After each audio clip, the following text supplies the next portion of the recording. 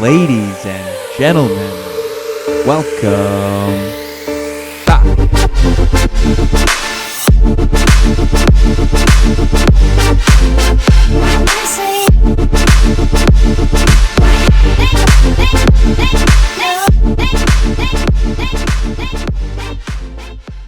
It's all about the community. It's all about the network. You know, it's who you know, and some people may disagree with that statement. But at the end of the day, you know, if you're well connected and you've got a support system, it's going to be a lot easier to find a job. It's going to be a lot easier to pick up the phone when you've got a problem, because if you talk to any superintendent, they've all gone through it. They've all killed grass. They've all had a season that didn't go the way they wanted. They've all had members that complain about everything. And so there are people in this network, in GCSAA and wherever, that if you can just connect to them, you're going to be able to have a resource that if you weren't a part of it, you wouldn't have it. What is going on, everybody? Welcome back to another episode, or I should say the final episode of the year of Turf Today, presented by Toro. Count on it. My name is Adam Kershane, your host, as always, with Brian Laurent, and we are bringing you number 76 today with the CEO of the GCSAA, Rhett Evans. Husband, father, and I guess we could call him outdoor enthusiast. I like it. He is an unbelievable man, a great podcast guest. We hope you love what he has to say about the industry, the different associations, some of the things that he's done in his life that he's been able to relate back to what we do. It's truly unbelievable. We're very grateful to have him on. Can't wait for you guys to get into this one, so I'm going to fire it on down to Brian right now. Morning. How's it going? Okay, how are you? Good. I'm a little nervous. Not going to lie. Why are you nervous? I don't know. I've always been one of those guys that gets like a little bit of performance anxiety. You know, you just get a little amped up before a big game or a presentation or something like that. So most of our interviews, I'm pretty good unless I don't know the person that well. Or obviously we're interviewing somebody as decorated as this gentleman is. So Well, that'll be fun. That's okay. You know what's cool though? I went on his Instagram. We'll have to dive in with him a little bit, but on his Instagram, it's all climbing. Like that is his passion, right? He's into it. We'll go into it. I mean, I was running superintendent chapters, local chapters for almost a decade before this kind of all happened. And so I had opportunity to go to several like leadership symposiums that the GCSAA hosts, and then chapter executive meetings at the show and everything. And he does he's an incredible speaker, but he does a presentation frequently where he compares the association to climbing and how it's a team effort and all that kind of stuff. So it's really good. Yeah. I mean, he uses that as a comparison or metaphor or whatever you want to say to about everything. And it's really impressive. And that kind of relates to the embarrassing story that I'm going to talk to him about when he jumps on at some point. So it's like one of those moments that keeps me up at night. You know, it's like, what is it? Introverts, tend to sit there and think of all the things they've done wrong over the years. And that's definitely me. I'll just sit there. I'm like, oh my God, you're an idiot. You're an idiot. So that's one. Why did you say that 10 years ago to that guy? That's 100%. I mean, those are the stupid things that keep me up at night from time to time. So, but it should be a good one. He's a great guy. Can't wait to talk to him about just the perspective on, how he views, the evolution of the industry and the association during his time. I can't remember how long he's been CEO, but I think it's been well over a decade. Wow. So, yeah. Anybody I've talked to about him coming on or us talking to him has just been over the moon about it. They think it's very great. Everybody's very excited to listen to it. And I know everyone said the same thing. He's a great guy, great storyteller. And probably one of those guys, we just give him the cues and away he goes. Turf Today is brought to you by Toro. Maintaining a golf course demands the right equipment and finely tuned irrigation. Toro has the total solution for both. We're talking mowers, vehicles, sprayers, aerators, and more. They'll also have everything you need for a state-of-the-art irrigation system. No other brand has a more compatible lineup or a stronger network to support you. Find your local distributor at toro.com and see how Toro is always solving and always evolving. or up here. Canada Post is completely on strike. Oh, Yeah. I that's no tried to bueno. send, we had that giveaway for a bunch of swag. So I brought the box to the post office and I went to send it off and it hasn't been sent off. It's just showing that it's at the post office. So I went there Oh, the other day to be like, hey, can I get the box back? Maybe I'll just take it to UPS. And there wasn't even anybody working to help me. So they are full on strike. Probably holy the worst moly. time of the year. Yeah, no kidding. Like I would assume that's going to come to an end in a hurry. They're gonna have to figure it out. It's probably a Yeah. great move by them to wait this late because usually they're getting extra staff and they're loading up. They're using extra companies and things, third party companies to get stuff delivered. So I'm Right. assuming they're gonna be figuring it out soon because people are gonna go absolutely crazy. And it's just Yeah, helping UPS and Purelator and those other companies because they're taking all the business right now. they're holding out till the right time for sure because they're going to get anything they want here in the very near future with Christmas coming up, right? Probably, yeah. And they just announced, Canada just announced they're giving everybody a break on taxes for like the next Oh, 2 months. So anything like food, anything for your kids, gas, like any necessities, they've taken the tax off of it. So that's great for stuff for the next couple months around the holidays and things like that. People will be able to save a few yeah. bucks. Yeah. What do you guys have going on for the holidays? We're probably not going to do a whole lot. My sister just bought a new place a couple streets over. So we're Oh, at today's good. actually moving day. So after the interview, I'm going to go help. My dad got a big truck and we're gonna move her into her new place. So with Cool. that, and then the baby and everything in our family this year, it'll probably be pretty calm. We do get Yeah. together with our whole family on my dad's side, and we do Christmas caroling. It's something we've been doing ever since I was a little kid. We just all get together. We got the song books and go through song by song, and everybody sings. And it's mostly for the kids, and the adults have some beverages, and it's just a good Yeah. time. That's awesome. Good for you Mhm. guys. How about you guys? What are the plans for? I know we talked about Thanksgiving last week, but what about Christmas? Christmas is always chaos. I think we're going to end up, my mom's having surgery in a couple weeks. So I think we're going to go visit them since they're not going to be able to travel to us. And then I don't know. And then I think we'll just do something here with my wife's family and all that. So there he is. Hey guys, Brett, how's it going? Good morning. How are you, Rhett? hanging in there. I gotta go to the eye doctor in a minute. You guys ever had a sty before? Oh, Just yeah. getting over one right now, actually. What'd they do for it? I, Just I put just some got in eye there? drops. It was like 5 days worth of eye drops. Yeah. Pretty easy. Yeah, Hmm. I thought I had something in it, and I just kept on digging in it, and the next thing I know, I wake up and it's just swollen. But anyway, I'm gonna run over there and get some eye drops. Sounds like. Unless you can send them over to me. You got any Yeah. left? Put them in the mail, send them He, down to you. he Yeah. he's not going to be able to get him in the mail to you because Canada's on a postal strike right Right. now. So you might have to wait a few months for those. That's true. I was just up there. I was in Calgary, and they were talking about that. And then I was in Canmore for a day too. So, yeah, that's not good. Right before Christmas. That's they're going to send a message, huh? Yeah.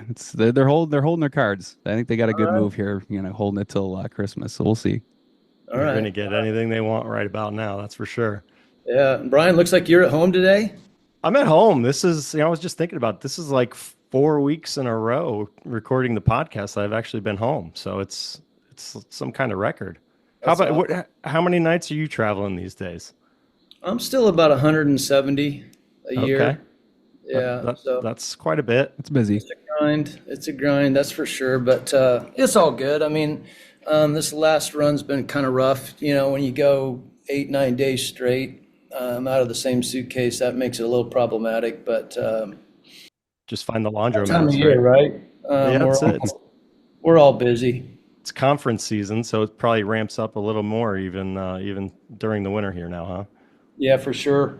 Yeah, I mean, and then I took that little stint to go climb that little bump in the Himalayas, and so that set me back 50 days. So I'm still playing still playing catch up, but we'll get there. We'll get there. You're back home and resting now, though. I gotta say that's one of the best backgrounds we've had on this show. Like that is an incredible setup you got behind there. Anything really special you want to mention or point out? Well, it's interesting. This painting, I don't know if you know Jim Becker. He used to be with Epic Creative, and then his wife is a painter. And so the board of directors, when I finished Aconcagua, which is the highest mountain in South America in the Andes, they gave her that picture, and it was. You can't really see it in that, but there's a thing called a mountain shadow, and it's just this spectacular just a ray of light that you can only see at a certain elevation. And so she painted that. So that's kind of special. And then, of course, the old ball washer with the GCSAA logo on it kind of reminds me of what we do every day. And that's to serve our members and serve the golfers. And yeah, and tons of golf balls back there with a lot of major championships and golf courses that I visited. So yeah, a lot of good memories floating back there. Did you get What that about ball you? washer after one of the courses took it off the grounds during COVID? You're just like, we have no need for these anymore. It's funny you mentioned that because, yeah, COVID, it was like everybody was taking them off. And so that was such a crazy time. And I got to, when I look at that, I think of COVID. It's going to be an antique one of these days. Yeah, Yeah, no it's kidding, true. no kidding. I've always wondered, and I had this conversation with a lot of people. Why is the ball washer at the tee and not at the green, right? Because Yeah. no one, you always clean your ball on the green. It's should Hmm. be clean by the time you get over to the tee, then, right? Man, you just gave me something to think about like all day long. Like That's that's it. so true. I mean, yeah, you take your rag, right? And on the golf cart, and then you walk up to the green and mark your ball and then wash it. Yeah. I don't know. Maybe they're too lazy to walk back and wash their ball before they putt it. Who knows? That's why we just stick with the old wet towel and be done with it. Yeah, much more efficient. It's good. So speaking of the picture behind you there, how did you get into climbing, Rhett? I grew up in Arizona, so I'm a West Coast guy. Just lived in Prescott, Arizona, which is kind of north of Phoenix, and so it's up in the Ponderosa Pines, and it's got some granite boulders and just some really cool climbs. So I grew up kind of technical climbing, kind of hiking around, and then later in life, I just with this job, and we talked just earlier about the travel. It's crazy, and so I thought, you know what, I've got to set some goals. I've got to, set my sights on something that every year I try to accomplish. And so the goal just kind of became, let's work our way around each continent, try to knock out the tallest peaks on each one of them. And so thus the journey began, in terms of my mountaineering, well, called career. And so that's, I've been rocking and rolling for the last 15 years on it. And just completed Everest, and I've got two more of the 7 to do, and then we'll be able to check that box and move on to the next goal. Which That's one? incredible. I've always been a huge fan of mountaineering. It's something I don't know if I'd ever be able to pull off, but I've seen all the documentaries, everything about K2 and Mount Everest and everything. And I've always thought, being an athlete myself, that's got to be such a mental grind. Like there's a lot that your body can do physically to get through there, but the mental side of that, talk a little bit about, getting through, preparing for that, and then actually, pushing up the mountain. Yeah, that's such a good observation, right? Because I think a lot of people, they quickly gravitate to the physicality, the physical side of the climb, right? It's cold, it's steep, it's long, etc. But the mental side of it, probably, at least for me, is the most challenging. You have a lot of downtime. You have, Everest, for an example, is 50 days. So if you just think about, take the mountain out of it and just think of going camping for 50 days, right? I mean, just that alone, just in a sleeping bag, eating, camp food, the lack of resources, whether it's shower, et cetera, et cetera. I mean, eventually it just starts weighing on you, and then you got to go climb the mountain. So the mental side of it was a huge wake up call for me, and really has been probably my biggest takeaway that we've got to balance that. We've got to have the power of the mind. Certainly, you've got to be in shape to do it, but those two things go hand in glove, the body and the mind. And once those things are in sync, it's pretty remarkable what the human spirit can do. It's neat, right? To kind of get out of that comfort zone, and I think all of us, like to sit in it, right? It's as humans, we kind of gravitate to the easy, and so I think as soon as we can kind of just push ourselves just a little bit, we realize, wow, I've got this, and it's just one step, one foot in front of the other, and pretty soon we look back on our career and we go, wow, I did something neat in this business, or I climbed Everest, or whatever it is. I started the superintendent network. It just takes us, that moment to kind of put mind and body together and move and go. I was following the lead into to the climb there in Everest, and it looked like it was a pretty intense training regimen. Talk about how you prepare your mind and your body for for that grueling task. Yeah, I think for me, Brian, it's a lifelong endeavor. So I think if you just woke up one day and said, "Hey, I want to climb Everest," I mean, the regiment would be pretty intense to get, to that level. But fortunately, it's part of my life. So, I always try to stay in pretty good shape. For Everest, though, the last 6 months before the climb, I did what I call kind of specific training. So Everest is more of an endurance sport than it is, quick twitch muscles. Obviously, the last thing you want to do is get in zone 3 or zone 4 on Everest, when the oxygen is 33% of what it is at sea level. So at the end of the day, once you go and you start redlining, and it's over. So it's really just keeping that heart rate down and doing long kind of endurance climbs, and spending just a lot of time, out in the woods with the backpack on, hours upon end, just grinding it out. So my regiment was, and I'll just tell you a quick story about it, because again, we talked about the travel and we're all busy, but we all love these hotels, right, that we stay at that have these just massive gyms, and it's just all this nice high level training equipment. Not, it's just some ratty old treadmill, tucked in the corner of some hotel, and so you're just like, oh my gosh, how am I going to get my workout in this morning?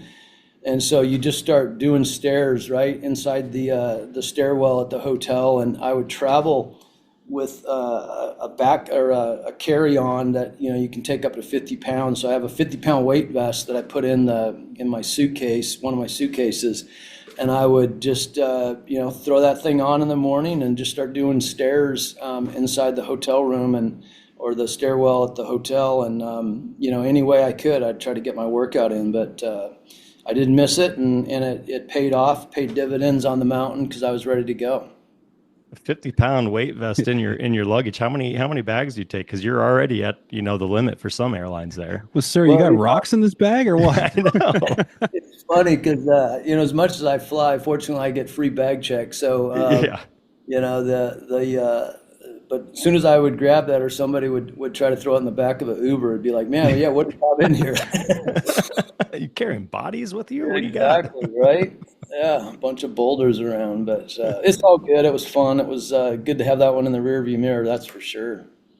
Well, it's pretty incredible hearing that somebody climbed Mount Everest. It's not something you hear every day, and I can't say that I know anybody that's even attempted it. So we could talk about it for a long time, but we'd love to just hear a brief story, a brief rundown of kind of how it all went down, and a couple tidbits or takeaways from your experience.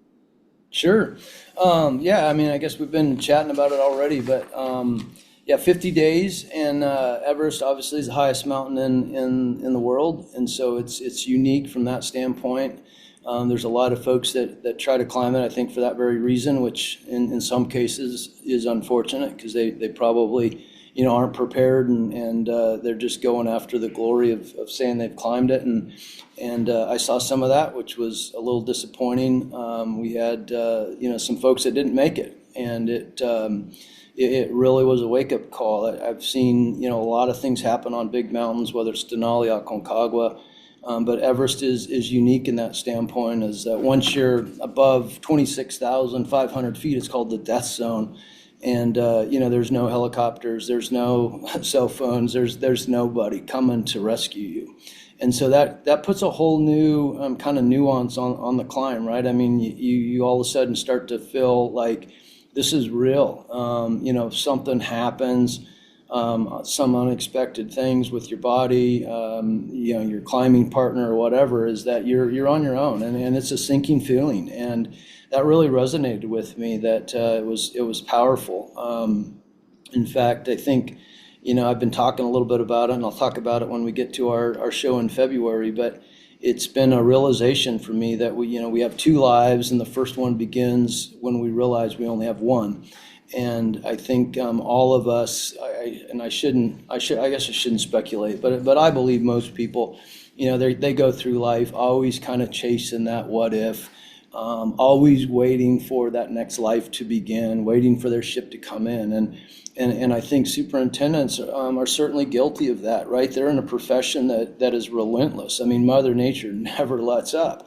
And there's always something to be done, right? There's always a weed to pull. There's always a blade of grass to mow.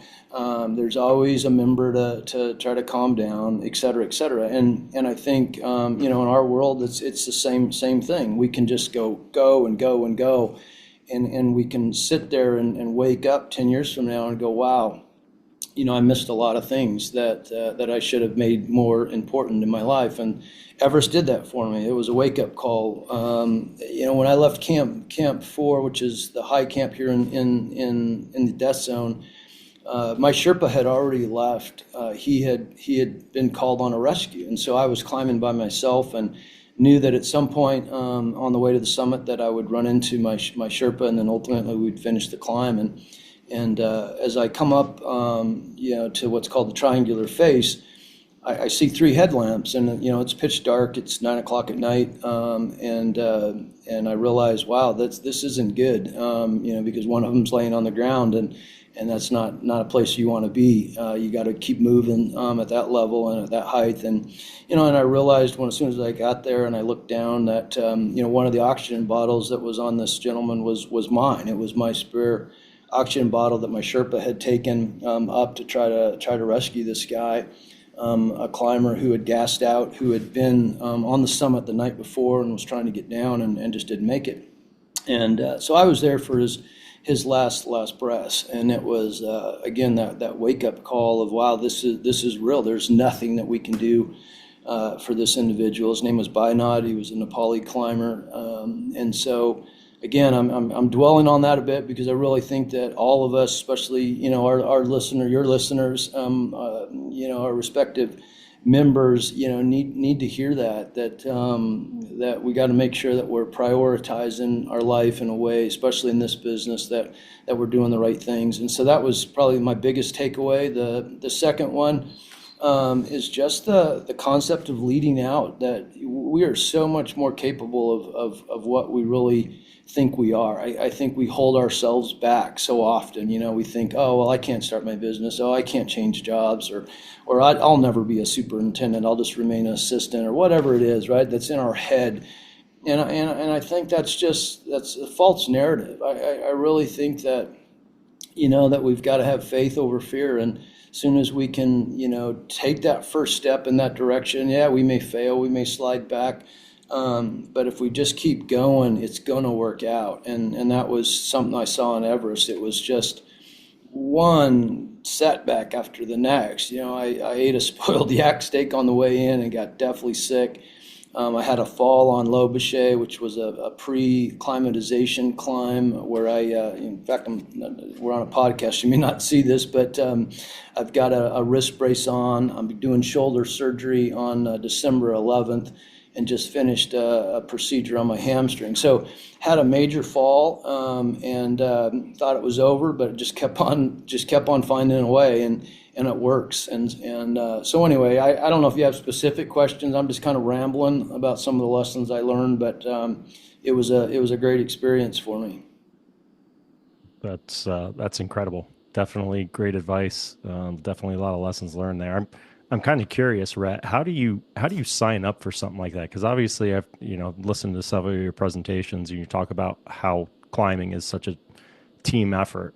Do you have a group of climbers that you're comfortable with that you all sign up together, or is it like a Sunday morning single? You just get paired up with people. Yeah, it's a little bit of both, Brian.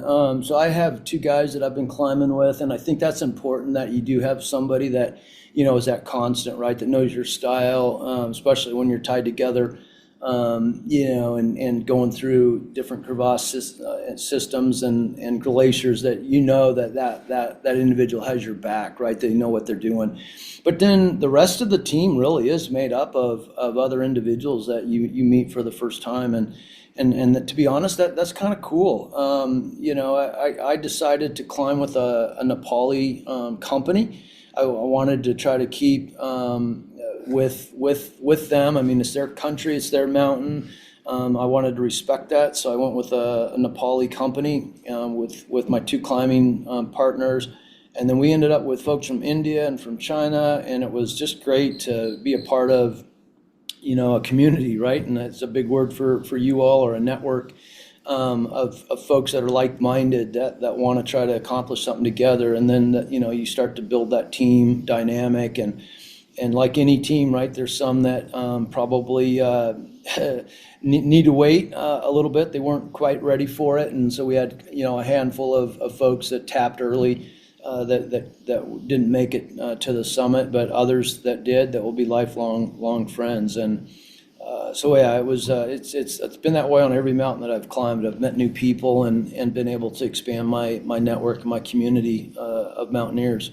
So how dangerous is that though? If you're going in, especially something like Everest, you're going in with a bunch of people you don't know, and it's obviously a grueling climb, and you might have some guys, like you said, that just weren't up to the task. I mean, how dangerous is that for the team? Yeah, I think that's the part that's a little disturbing, to be honest. I think there's some politics at play. I've been lobbying and like kind of on my side job, if you will, doing some things in that community where if you look at just not to get off topic, but just trash removal and human waste, et cetera, the mountain was getting fairly polluted, and so we lobbied to try to create some rules and regulations that you had to haul down your own oxygen bottles, you had to haul out your own waste and trash, and that's now in place, and so the mountain's getting cleaner. But to your point, though, about just experience and just their ability to climb, that's a tough one to monitor. So technically, to get your permit, you're supposed to have climbed above 20,000 feet 2 or 3 times and have those mountains listed, and then they look at it and say, yeah, Brian's good to go. But unfortunately, humans tend to maybe not be totally truthful, and they put down some things to try to get on the mountain, and then they get exposed, and they really put other people's lives at danger. And so I was aware of that, did everything I can to try to avoid them. The fortunate thing about Everest is that you get to climb with a Sherpa, and once you leave kind of camp 3, really, it's just you and your Sherpa. So you're tied to your Sherpa, and you can go at your own pace and get around some of those folks and try to avoid that, some of those mishaps that happen on the mountain. And I certainly saw them, unfortunately. It was quite a few rescues, quite a few folks that just had to turn back and really shouldn't have been there. Rhett, how would you translate or kind of come up with some of the similarities between mountaineering and working with the GCSAA? There's got to be some stuff that are very similar. Oh yeah, no, great question. And I love metaphors because I think it gives us like a visual right in our mind. And so if you think of Mount Everest, okay, it's this massive mountain. It's the biggest in the world. Well, guess what? Every one of us, that's listening today has a Mount Everest that they're dealing with, right? I mean, I've got my own, right? I've got friends that are dealing with, terminal cancer. I've got my father who's dealing with some things. And, if I were to ask, each one of us to say, okay, what are we dealing with, right? The holidays are a tough time. It's when I lost my dad or whatever it is. We're all carrying that with us. And so in mountaineering, and we've talked about, my climbing partner, we've talked about being roped in. And so you wear a harness. It's your safety, it's your lifeline, right? And that harness is tied to my climbing partner. And in this business, we have the opportunity, whether it's through GCSA membership, it's the superintendent network, we can wear a harness and rope it into somebody else that might have already have been there, already have climbed it, that can be a resource for career development, that can just be somebody to talk to. And I think that's kind of the metaphor, that I've used or have thought a lot about in our role at GCSA. It's here to serve our members, advance the profession, improve the enjoyment and growth and vitality of the game of golf through communities. And the way you do that is being connected. It's a people business. And we're going grass, and we need to know science and arts and all this sort of stuff. But at the end of the day, when we can create that nucleus, that team that's going up the mountain together, we're going to be that much stronger. And so that's, I would say, some of the metaphors or parallels to climbing and what we do at GCSAA and in this business. A-Plus rewards are back. The Andersons A-Plus rewards program offers turf managers the best opportunity to save on our newest and most popular products this fall. Earn rewards on purchases of Contec DG, Voltec SG, Castaway DG, Carbon Coat, and more. Don't miss this opportunity. The average reward for last year's program, more than $250. For a complete list of qualifying products, visit andersonspro.com. Offer available to U.S. customers only. So along those lines, I've got to tell a real quick story, and Rhett, hopefully you don't remember it, but it's probably the most embarrassing moment of my professional career. I've sat in on your presentation talking about that metaphor several times. I can't remember where it was. It might have been at the GCSAA conference, but you were telling the metaphor and we're writing it and showing it on the board and the ropes and all that. And, I'm sitting there, I'm like, oh man, this is great. And I'm jotting down notes, and all of a sudden you ask a question and you call on me, and I gave the most asinine response that possibly could have been given. And you just kind of looked at me, you're like, okay, and just moved on. And I told Adam before, I'm like, I think about that moment every night almost before I go to sleep. So hopefully you're not still judging me for that. So No, absolutely not. Okay. No, because believe me, you need to erase that memory now. That's my mountain. That's my mountain that I've got to climb to get over right now. Well, get rid of that thing, man. Check that box off because no, I mean, the fact that you're sitting there and you're in your own thoughts and something's resonating with you. I mean, we've all been there, done that. So you need to get rid of that thought, Brian, and move on, man. We're working through it. I'm working with my therapist on it right now. Good. Yeah. Good. So talk about your experience at the GCSAA. First of all, how did you find your way to the GCSAA? Yeah, actually, I would say GCSA found me, which is kind of cool. I've been involved in sports, ever since I graduated. I got my master's degree in sports and recreation management, so I knew I was going to, be somehow tied to sports or recreation, and was able to get a job with a gentleman by the name of Larry Miller, who owned the Utah Jazz, the Salt Lake Buzz, the Golden Eagles hockey team, and just ran the Delta Center as well. So I was able to become the director of operations there and learn a whole bunch of stuff from him, around those sport entities, and ultimately I was able to move back to Arizona, to my hometown or my home state, and run the Chicago Cubs spring training facility. We had a commercial facilities group that had the spring training operations, had 2 golf courses, had a convention center, an amphitheater, a bunch of sports fields, soccer fields, et cetera. And so that was kind of my connection to golf. I'd been around the other professional sports, and to be quite honest, was getting tired of them. The NBA was all over the place at the time, and MLB, they were going through, that was the days of the whole steroid stuff, and just a lot of crazy things going on. And I found solace in just spending time over at the golf course, the golf operations there at Dobson Ranch in Riverview in Mesa, Arizona, and really gravitated to the sport and to the people more than anything. Just good people around the game of golf, and got to know GCSA a little bit. An individual who was working with me was the superintendent at the time, Mark Woodward, highly connected to GCSAA, and from there, an invitation came to come and work for GCSAA, and I'll be 16 years next year, if you can believe it. The rest is history, and it's been a great run to be a part of this organization and serve our 20,000 members for the last 15 plus years. That is really cool. So what about golf? Are you a golfer? Did you go golf when you were younger? Did you ever get into the maintenance side of things, or was it always kind of on the up in the administration?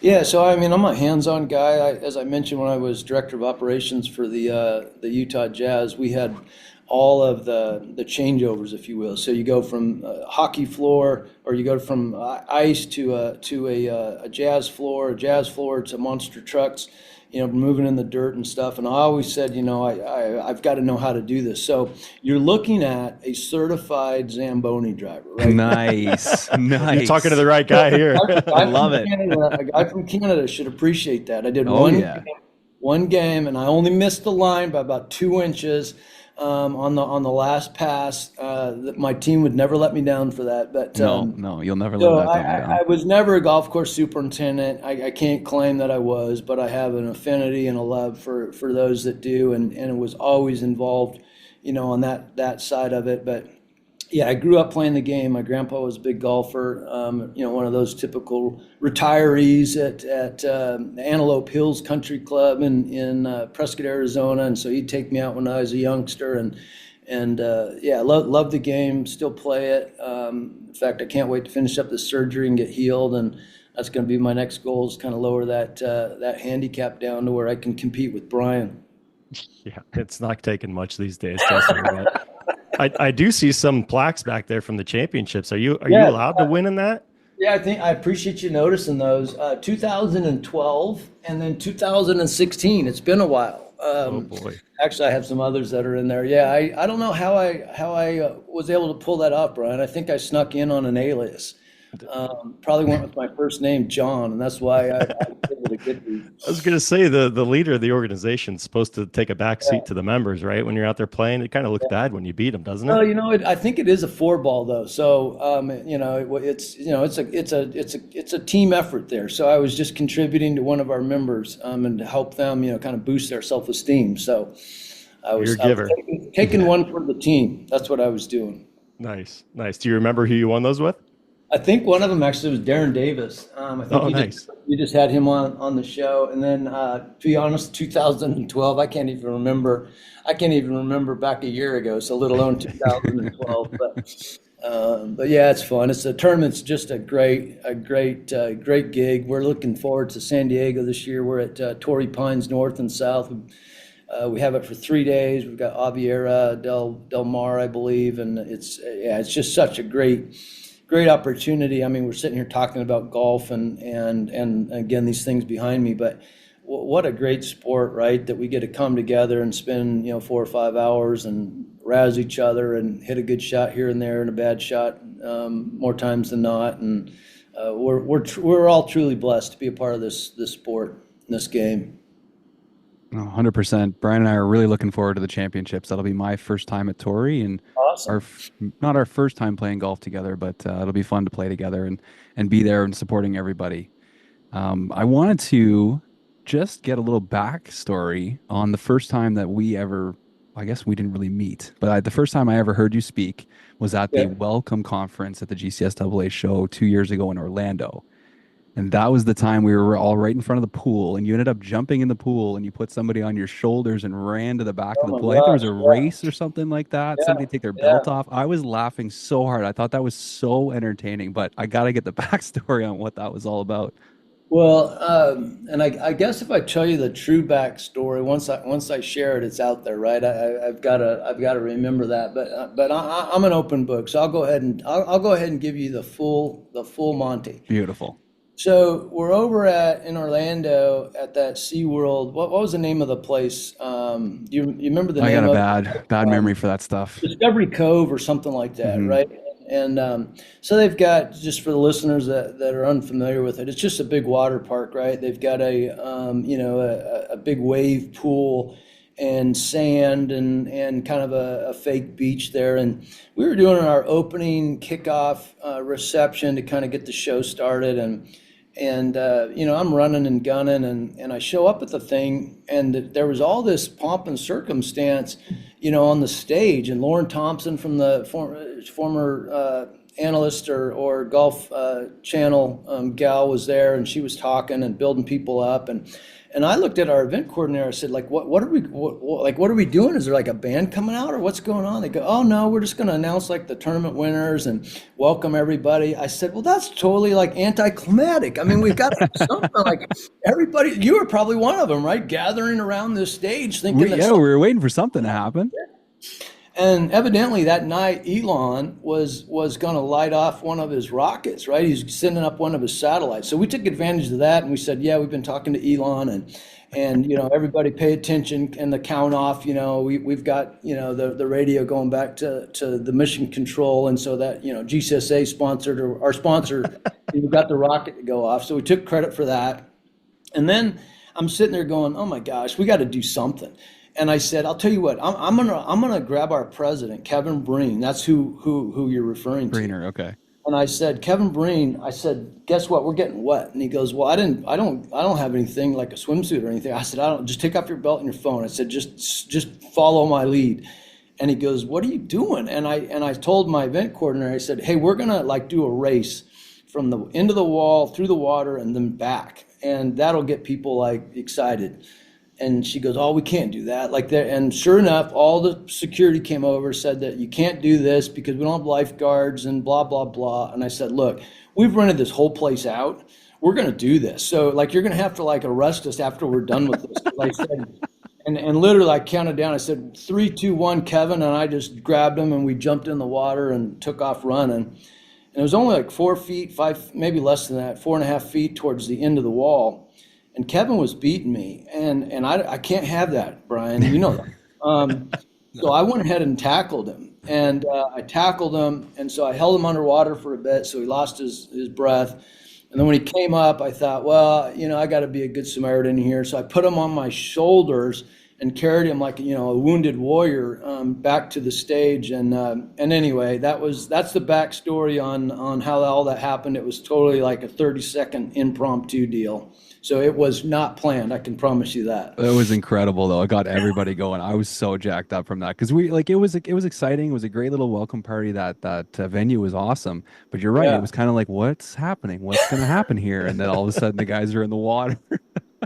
That's almost not a fair race. An endurance athlete here going against Kevin. And that's not even fair. Good point, Brian. Exactly. And I'm glad you noticed that. Yeah, Kevin, he's done like 100. He's done like just finished 100-miler, and so he's got a lot more endurance than I do. But he's an ultra guy, isn't he? Yeah, he's an ultra marithoner. Yeah. Jeez. That's crazy. But anyway, ever since that point, they usually now plan something to where they don't rely on me to come up with some silly little stunt like that. This year, we'll be on the Midway in San Diego, just a great backdrop, right? The USS Midway. And we were there a few years ago, and it was really, really great. And the weather's good, and everybody's just having a beverage and some food up on the deck. And this year we're going to have if you've seen those like drone shows, or just almost like a fireworks show, but just with the technology, and they can do a bunch of cool stuff. So I'll see if they'll let me kind of run one of the drones and see if I can have a rogue drone going through the show. I was wondering, I wasn't sure if you were going to say you're going to like launch a missile off the Midway or something like that, like, similar to SpaceX. I actually, we're getting into the backstories here, but I kid you not, like I was going to parachute onto the Midway we had the Navy SEALs parachute onto the Midway last time. And we had a big announcement for the foundation, and we were going to kind of bring that in on a big check presentation, and the wind picked up. And if the wind's at a certain level, the way the permits worked is they don't let anyone tandem come in with the Navy SEALs. So I was super bummed, but we'll find another opportunity. That would have been a cool thing to tell the grandkids and kids, right? Hey, I absolutely parachuted with the Navy SEAL onto the USS Midway. So I was pretty bummed about not making that work. Guys, where's Rhett? Well, here he comes. So speaking of Kevin and the ultra marathon, the conference for you is basically an ultra marathon. You're going nonstop. How many steps do you think you put in a day? What's an average day look like for you during the conference? You know what? I've got to wear my Garmin. I've never done that. That would be that's a good challenge. I'm going to do that this time, Brian. But well, I told you I want to follow you for a day with my camera, but I don't think I'd have enough battery for the whole day. I think I counted like there's 70 events that I speak at or that I'm a part of. Wow. And so, if you think about it, it's just like this convergent of everything that we do, whether it's past presidents, it's what chapter execs are there, all of our delegates are there, the annual meeting. And then you have, 450 seminars going on, so all of our educators, we've got, all of the exhibitors. It's just a massive opportunity to say hi to a lot of people and a lot of meetings. But I wouldn't have it any other way. It definitely is a grind for those days, starting with the tournament. But I love it, and I guess maybe the older I get, I'll start picking and choosing a little bit better. But I won't do that until I actually do the Garmin and get you the amount of steps. We need the data. Yeah. Gotta have the Definitely. data, right? We gotta have the proof. So I'll Put do a that. GS3 in your pocket and see how fast Yes. you go too. There you go. We'll see how accurate it is. Test all the See if I different had see if firmnesses I of the had different a floors. smooth roll or not, right? Yeah. And I don't think it'd be all that smooth, as we all know. Doing these big sprints have a lot of challenges and a lot of stuff goes on behind the scenes, but we get it done and we have fun. So it's all that matters.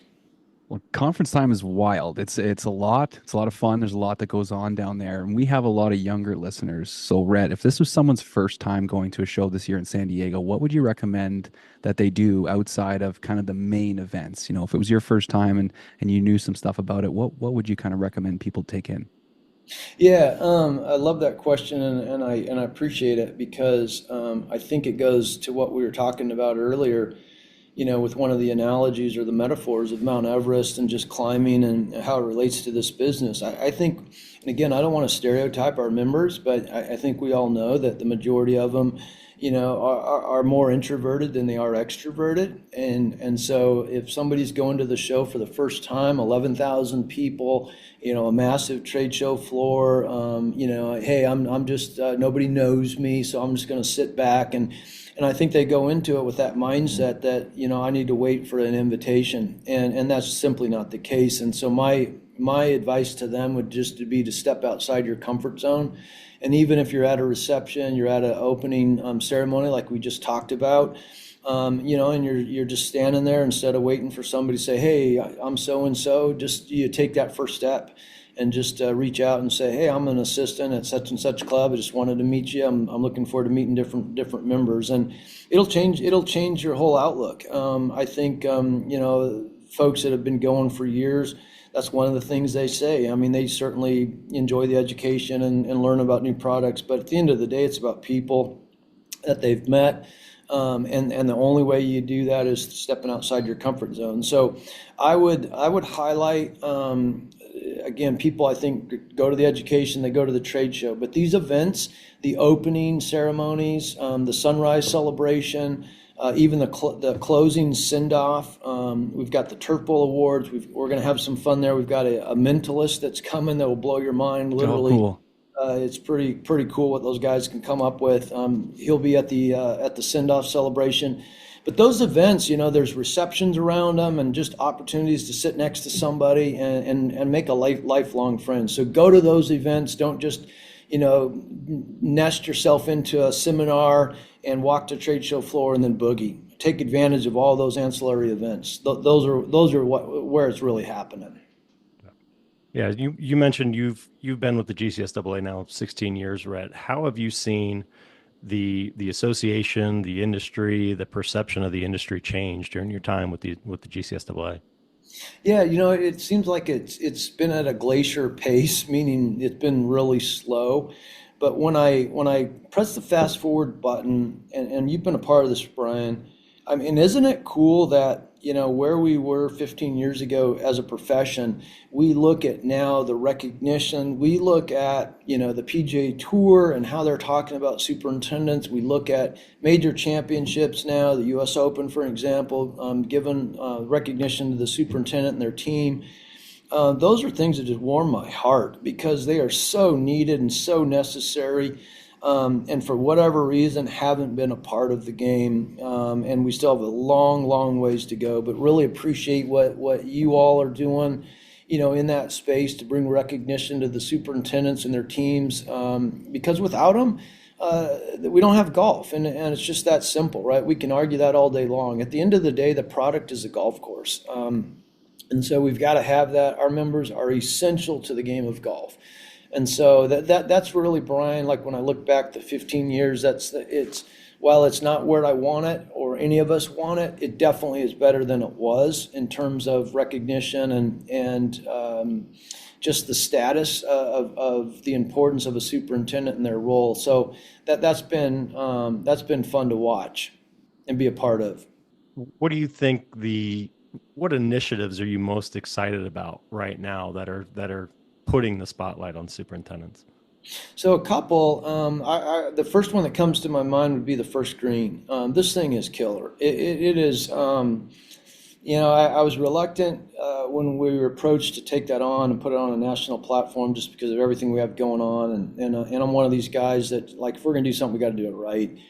And I thought, yeah, is it time? And we kind of went back and forth and finally said, let's do it. And so Karen Armstead, who started it some 20 plus years ago, she was a school teacher that loved golf, and she mixed peanut butter and chocolate together and said, let's take the kids out to my golf course, again, being a school teacher, and just show them, all there is around golf, and created this first green program that, is centered around STEM, science, technology, engineering, and math. And she grew this thing in the northwest, and said, hey, I can't take this any further. Why don't you guys take it? And so happy to report this year alone we'll have reached 18,000 young people, and it's just a great opportunity to connect the superintendent with their community. And we're focused now on high school aged students, so we're going after that group that actually could work on the golf course that summer, or that could get on a career path to become an equipment manager, or become assistant, ultimately a super. And so, we've added A to it, which is the art, so it's now STEAM, and everything is in a box. It's super easy. All grants it's free. It's a free program.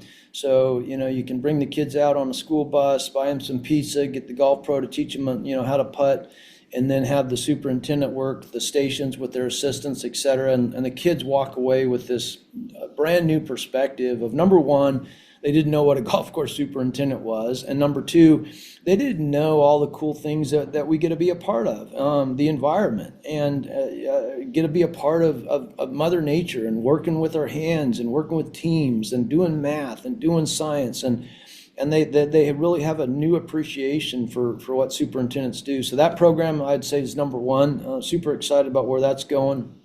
And then secondly, would be just around what I think is a major challenge, which we all are dealing with, and that's labor, trying to come up with the next generation of supers. Fishing in the same hole that we've always fished in, that being universities.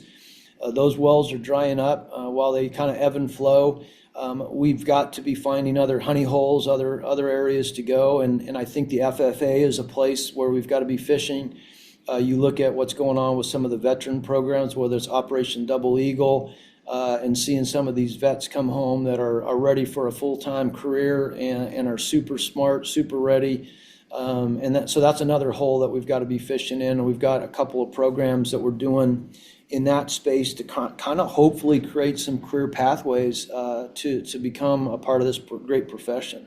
When we talk about associations, whether it be like a local chapter or something as big as the GCSAA, if you're a training assistant right now, or just got your first superintendent job, what advice would you have about joining an association and being part of an association? It's all about the community. It's all about the network.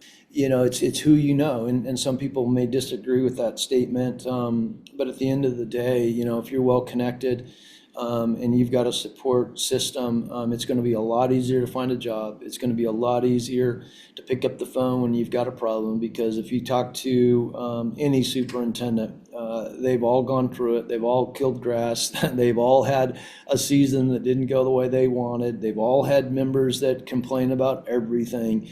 And so there are people in this network, in GCSAA and wherever, that if you can just connect to them, you're going to be able to have a resource that if you weren't a part of it, you wouldn't have it. And I think, you can create your own little, Facebook stuff and this, that, and the other, but to be able to go into some organized events, to be able to just have it there for you, is really, really important, and it makes it a lot easier to concentrate on what you have to do. So I would definitely get involved.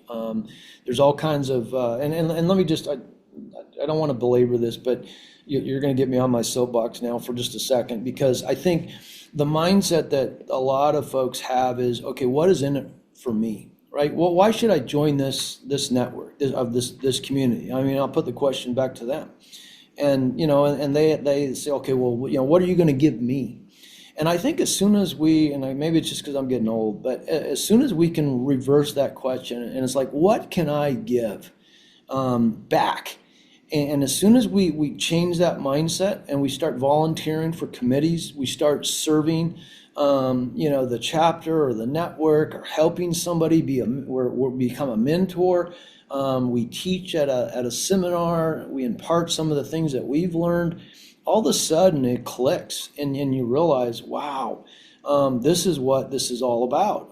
It's about giving back, and you end up learning more than you do if you just sit there with your hands folded and crossed and say, I dare you to teach me something. And so I think as soon as that would be my advice to sum up that question is just turn that around and say, you know what, I need to get involved so that I can help others. Yeah, that's good. I agree. I mean, having run chapters for a while, I mean, you're going to get out of it what you put into it, and those Yeah. that are heavily involved are always the ones that get the most reward out of being a part of those. So that was a great answer. I think you mentioned some of the different programs that you're excited about, and obviously to get all of those and make them successful, it takes an effort of the team that's there in Lawrence, Kansas. Talk a little bit about that team that you have there at headquarters. I mean, I've been lucky enough to visit several times and just am always blown away at what's being done at headquarters. Just put a little spotlight on the crew there for us. Yeah, I appreciate that question because we do have a great team, close to 90 employees here, including our field staff, 9 regions out in the field. But I'm in the office today here in Lawrence, Kansas, and literally this morning, just to give you a visual, I'm on a floor right next to our government affairs department. So Hava McKill and Michael Lee. And there's not a day that goes by where the phone's not ringing and somebody has some kind of issue, right? There's an HOA that's going crazy on a pesticide. There is a drought in a state, and there's some legislation that's coming forward that may preclude, gas-powered engines. I mean, the list just goes on and on. And I think it's refreshing, or should be refreshing as a member to know that there are individuals that are waking up every single day in this building to help you manage your golf course. And even though you're not thinking about it, Brian, to your question, there's all of these departments, whether it's the government affairs, it's the environmental programs, it's the education, it's the marketing that's promoting the profession, the recognition side of it that we talked about. All these individuals wake up every day to try to make the superintendent association and the members better, and so it's a real treat to be able to work in a building where our staff get it. They get our mission and they come to work because they care about our members. They care about advancing the profession and improving communities. So, I think we have 12 different departments. We're going to be doing our department meeting here, in fact, in about 10 minutes, and I'll for sure, recognize them and appreciate, just that comment about the work that they do because they really care. Oh, 100%. Well, we'll definitely be sensitive of your time here and we'll let you go in the next few minutes. But we'd love to hear if you had any great memories from the golf course, something, you visiting a golf course and getting to see something happen with a crew or something like that. Any good stories that our listeners would love. Yeah, one of the things that I got to do that's really fun is visit with our members out at their facility, and it's not always around a golf tournament or a major championship. We now have an outreach program where we're going to be doing blitzes, if you will. In fact, we're going to be at our board meeting in New Orleans here in a couple of weeks, and for a half a day, we're just blitzing it. We're just going to go out and go to all the different golf courses that are in the vicinity, talk to equipment managers, talk to municipality operators, talk to high-end country club supers. And that's really, I guess, to summarize, not in one story in particular, but I'll put that all in a box is pretty cool because it opens your eyes to the fact that everyone is different, right? Every golf course is different. Every, system that they're dealing with, climate, et cetera, is different. And we've got to keep that in mind when we're making programs and doing things. And so that's been really beneficial and helpful to see everybody's individual story and that while there's common threads, they're not all the same. And so, that's something I look forward to every time I get out of the office and get a chance to go to a facility. Well, this has been great, Rhett. We, like Adam said, want to be aware of your time, and you got to go get some eye drops and get some meetings here. But do you have any final thoughts? Any final message for all of our listeners? Well, and as we go into this time of season of Thanksgiving, I just want to express my gratitude for you all, and certainly for our members. It's oftentimes a thankless job, what they do day in and day out, whether you're a mechanic or you're on the crew, and you feel like, man, it's just a grind, and nobody really appreciates us. I just want to extend my heartfelt thank you for making the 26 plus million people that play this game in the United States, making their days better, giving them a chance to be out with their family, whether it's with their daughter for the first time or with a spouse or whatever the case is. Thank you. Without your work, this all wouldn't be possible. So enjoy Thanksgiving, and I hope everybody has a blessed holiday. We can't thank you enough for doing this, Rhett. You're a big guest for us, and our listeners are going to love listening to your stories and your insights and your advice. It's not a light job, so we appreciate everything you do, because you've done a great job in where you're at. Anything that comes up next, whether it's climbing another mountain or doing something else with the association, we wish you all the best of luck. Hey, appreciate it, guys. Thank you. The Chiefs going to do it again? Boy, I'll tell you what, they keep squeaking them out. They can't lose right now, those guys. They can't lose, but man, they make it interesting. So I would have liked to have seen a little bigger lead, and anyway, I think they are going to. Okay. Well, they have to get through the Eagles at some point. Yeah. Awesome. Hey, good Rhett, stuff. thanks. You guys have a great Thanksgiving. Appreciate the call, and I'll go get my eye drops. Yeah, thanks so much. We greatly appreciate your time, Rhett. Keep up the good work. Okay, take care. Thank you. See you in San Diego. All right. Let me know if you guys need anything. Yep, we'll do. Likewise. Turf Today is also brought to you by Apex 10 by Green Nature. Apex 10 is not only used on golf courses, but also used on sports fields as well, including Raymond James Stadium, which is host to the Tampa Bay Buccaneers, who've hosted 3 Super Bowls and managed many different events over the years.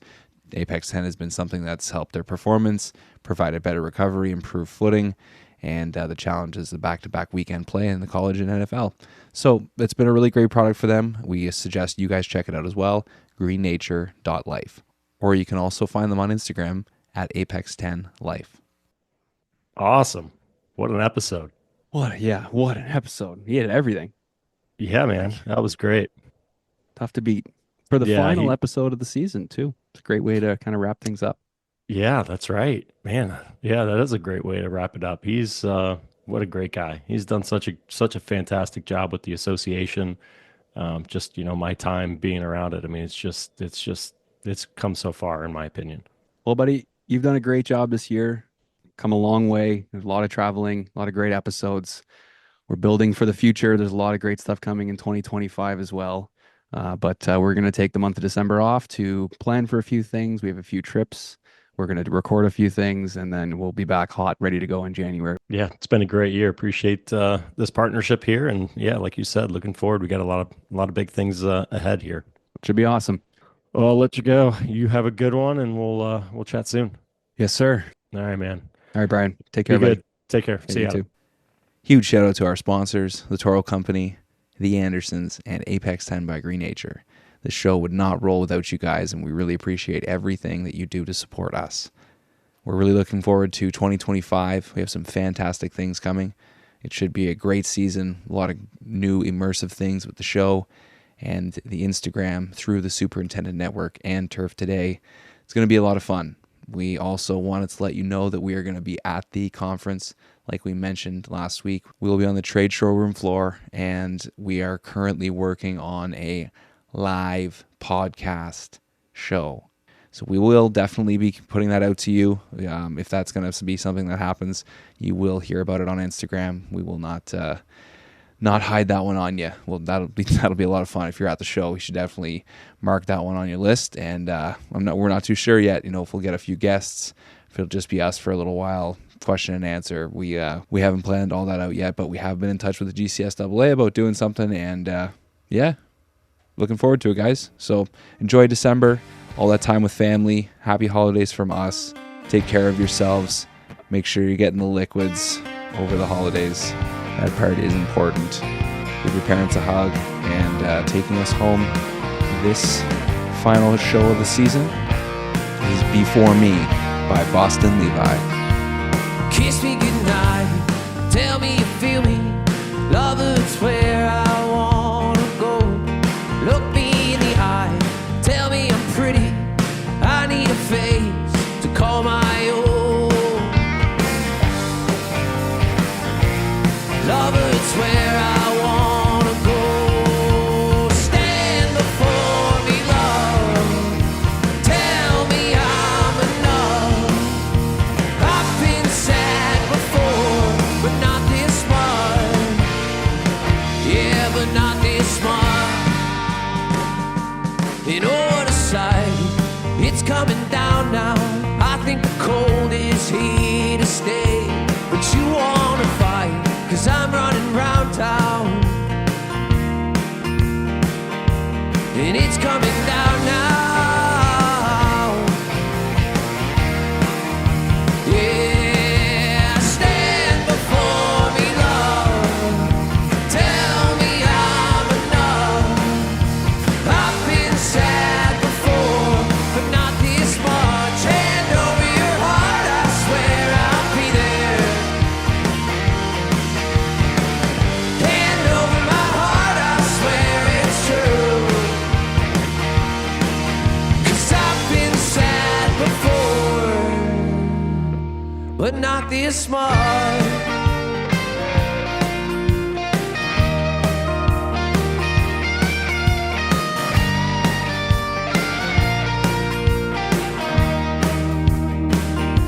But it's coming down now.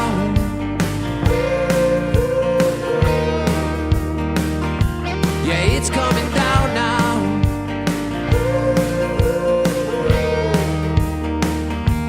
And it's coming down now. Yeah, it's coming down now. Yeah, yeah, yeah. Stand before me, love, tell me I'm enough. I've been sad before, but not this much. Hand over your heart, I swear I'll be there. Hand over my heart, I swear it's true. Hand over your heart, I swear I'll be there. Hand over my heart, I swear it's true. 'Cause I've been sad before, I've been sad before, but not this much.